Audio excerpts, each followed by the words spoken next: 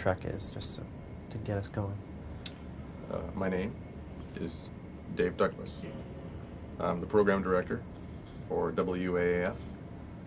I oversee all the programming and everything you would hear on the air. My involvement with the phone booth, that could be a call from the phone booth right now, but I won't answer it. It's pretty much to oversee the cross-country trek and all of the on-air application thereof. So particularly about the promotional aspect specifically? Well, since the people going on the journey are, I'm their supervisor, director.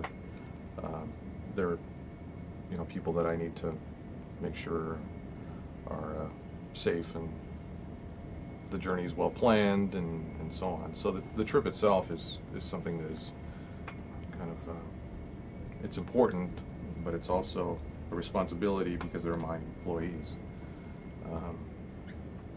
And of course the on-air portion. So when did you first hear about the phone booth, and how did you first get involved with it?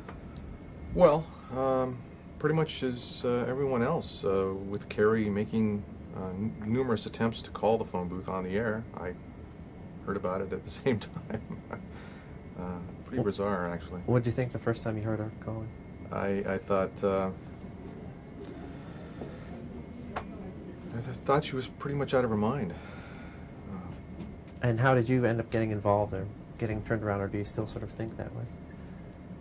Well, when the phone was answered, I think that's when everybody here pretty much Greg Hill, call the front desk, please. Greg Hill, call the front desk.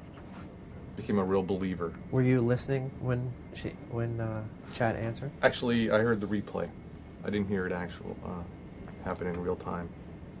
It was right before the holiday, and I'm sure I was out doing holiday things. How did that change the atmosphere around here towards Carrie calling the phone booth? Well, fewer people thought that she was out of her mind. Just thinking that there was actually somebody out there to answer? Yeah, I mean, the notion of a phone booth sitting out in the middle of the desert is pretty crazy, and we really never thought anybody would ever answer it. So it was a stunning event, and brought us to this point. How does it change from becoming sort of the odd event into something that you're sort of officially backing and promoting? Well, I think the biggest factor in all of this is the internet. It's kind of brought everyone together and allowed us to network with so many different people and share information so quickly that I think that's really one of the most important things in all of this, that enables people from all over the country and all over the world to sort of gravitate toward this one event. You mean particularly the fans, the people that listen to the station and find it online as yes. well? Yeah. How would you describe the typical AF fan, or how would you describe the general fan base? Pretty much out of their minds too. I think that's why they relate to Carrie so well. You think so? They were probably particularly attuned to her calling the phone booth, and well, I'll tell you, I think a lot of them, and even me at first, thought that maybe this was just a gag, because so few people had actually heard of the existence of the phone booth, that this could have been something made up in someone's mind. But now that we know it exists, it's, all of us are very interested to see what this is going to turn out to be. Do you consider it sort of typical for Carrie's style, for her on-air style? Oh, sure. Oh, yeah. She's a go-getter. She loves to go out and find things and explore and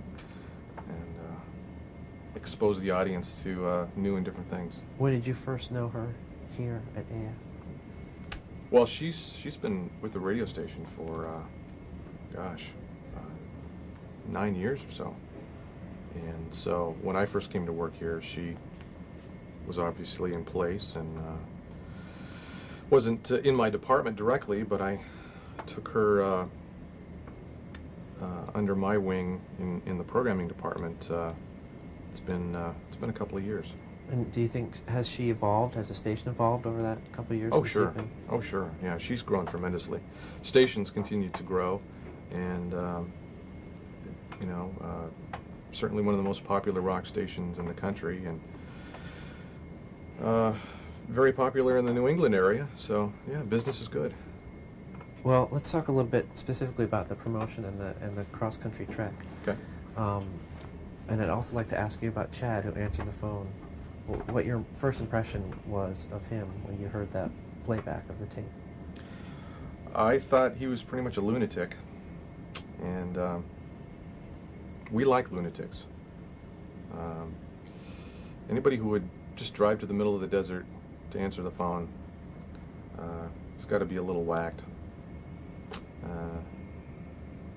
And I guess that explains why Carrie wants to go. Well, he becomes part of your on-air promotion, sort of almost by accident, just by answering that phone. He does. He does. You know, I wonder if he could do some weekend work for us. So, what are the details of the cross-country trek then, as far as the programming aspect? Well, we'll be obviously doing reports from the road, from locations all along the way, and certainly once they arrive, we'll be getting you know, frequent updates from the phone booth itself, and we'll be linking up some photos on the internet so people can log on and see what's going on using a digital camera. And we're also doing our cross promotion with a local TV station. So every night during the trip, they're going to be doing or nightly little segments about the trip. So we're giving people, listeners and viewers, an opportunity to really, you know, check it out and see what's going on. Thank you. Okay. Last thing is, I noticed the plant over there looks very unhappy, and I hear there's a story to go with that. Well, it used to be a vibrant, healthy, lush green plant until the day Chad answered the phone.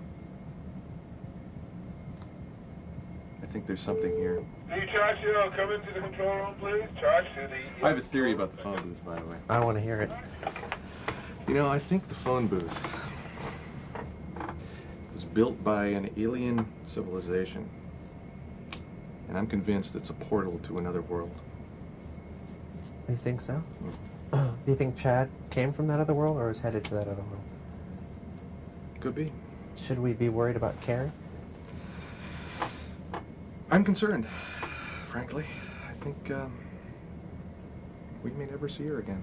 What do you honestly think she'll find when she gets out there? You know, it's hard to say. I think there's been many people who've gone to the phone booth and never come back. Is there any part of you that wishes you were going? Every part of me.